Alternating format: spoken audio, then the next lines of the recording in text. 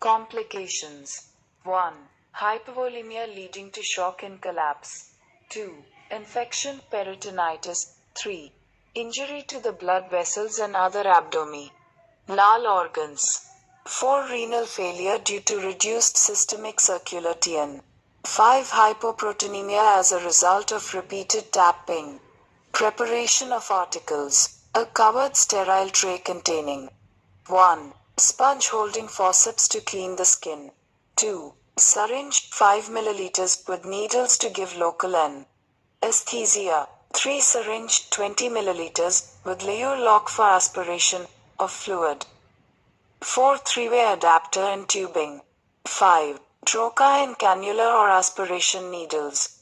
6. BP handle with blades to make a small skin incision for the introduction of trocar and cannula. 7. Suturing needles if incision is made. 8. Small bowls to take cleaning lotions. 9. Dissecting forceps toothed -1, non-toothed 1. 10. Specimen bottles. 11. Sterile dressing towels or slits. 12. Cotton balls, gauze pieces, and cotton pads. 13. Gloves, gown and mask. An unsterile tray containing 1. Macintosh and towels. 2. Kidney tray and paper bag. 3. Spirit, iodine, TR. Benzoin etc. 4. Lignocaine 2%. 5. Apron for the doctor. 6. Drainage receptacle to collect the fluid. 7. Pint measures to measure the fluid. 8. Low stool to raise the drainage receptacle and adjust the height. Procedure. The abdominal pacenthesis is done under strict aseptic techniques.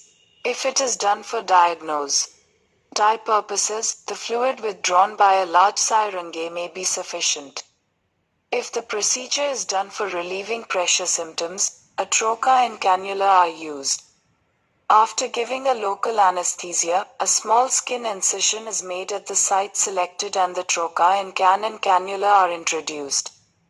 The trocar and cannula are in position, the after is removed and the cannula is attached to the tubing that reaches the drainage receptacle. Trocar occasionally, a soft catheter is passed through the cannula into the peritoneal cavity for the removal of fluid.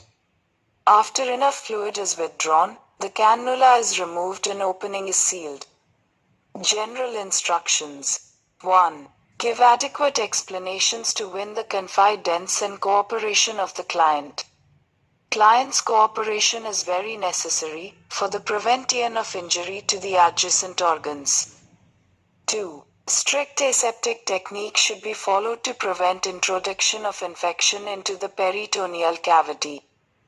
3. Ask the client to void 5 minutes before the pro to prevent injury to the bladder.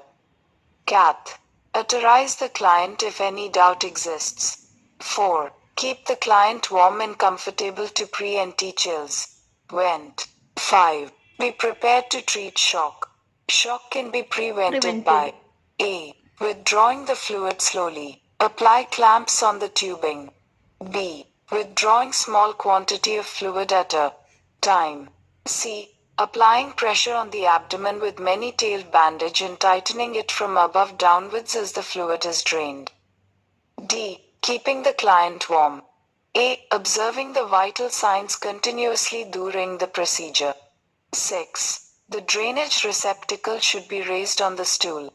The greater the vertical distance between the tapping needle and the end of the tubing in the drainage receptacle, the greater is the pull on the fluid in the cavity and more quickly the cavity is drained and the client may go into a state of shock. 7. Use a tapping needle, trocar of smaller gauge possible. This will reduce the puncture wound as small as possible and thereby reduce the chances of fluid leaking from the peritoneal. 5. Empty the bladder just before the procedure. 8. The flow of fluid can be controlled by the application of clamps on the tubing. 9. The nurse should remain with the client throughout the procedure to observe the client's general condition. Changes in color, pulse, respiration, blood pressure etc. should be noted and reported to the doctor immediately. These are the indications that the client is going into vascular shock and collapse. 10. Repeated aspirations of the ascitic fluid will result in hypoproteinemia. The client should be given plasma proteins if he develops such a condition. 11. The wound should be sealed immediately after the procedure to prevent infection and leakage of peritoneal fluid. 12. The specimens collected should be sent to the laboratory without delay.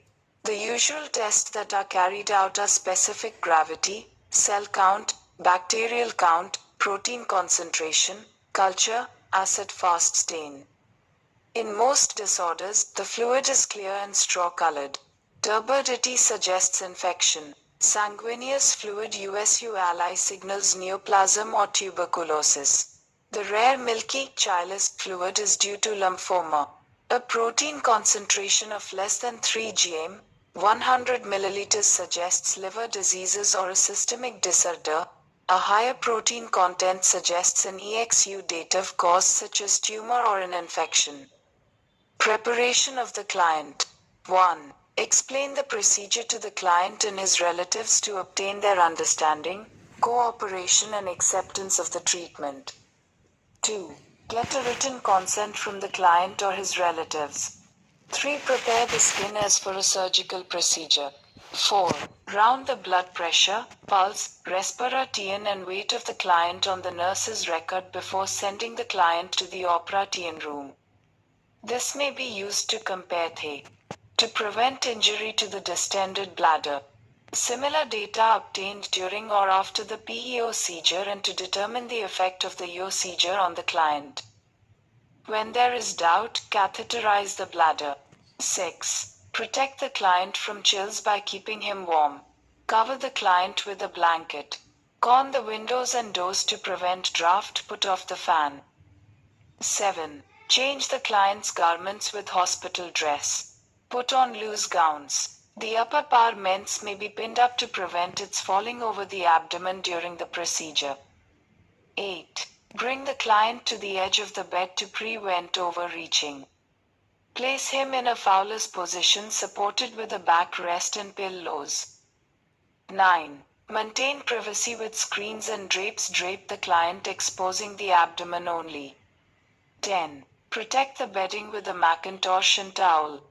11. Place a many-tailed bandage under the diet to apply over the abdomen during the procedure in order to maintain the intra-abdominal pressure.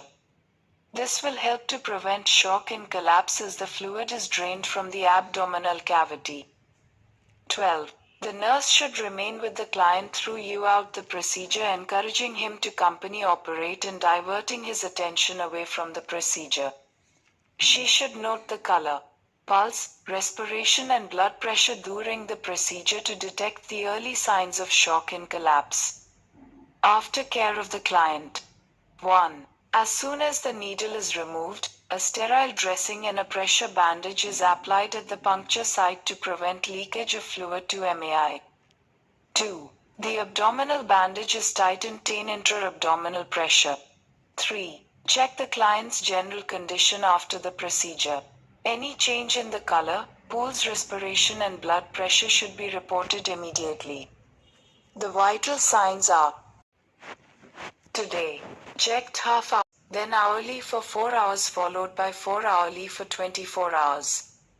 4. The specimen collected should be sent to the laboratory with labels and requisition form. 5. Examine the dressing at the puncture site frequently for any leakage. Reinforce the dressing if leakage is present.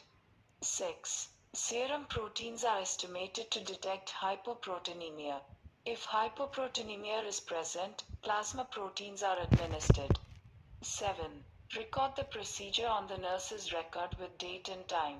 Note the amount and character of the fluid drained, its color, effects of treatment on the client, both desired and undesired effects, and the general condition of the client during and after the treatment. 8. Clean all the articles used. Wash with cold water and then with warm soapy water and rinse them in clean water. Dry and send for autoclaving.